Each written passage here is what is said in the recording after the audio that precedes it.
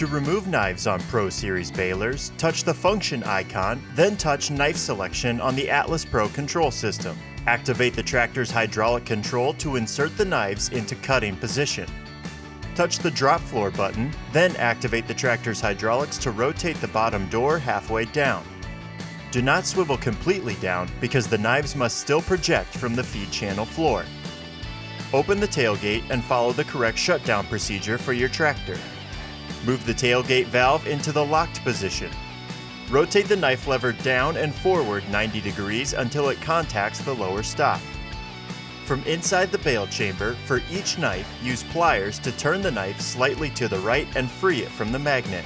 Then withdraw the knife rearward and diagonally upwards from the knife axle and remove it from the knife slot.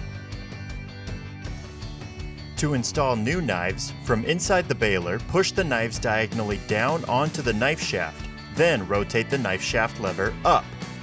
Once you have the knives inserted, move the tailgate lock valve to the unlocked position. Close the tailgate. Touch the function icon on the Atlas Pro control system, then touch the drop floor icon. Use the tractor's hydraulics to rotate the drop floor up.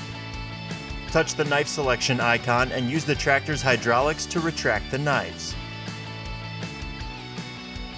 If you're baling large amounts of hay without using the knives, we recommend replacing the knives with blanks to prevent debris build.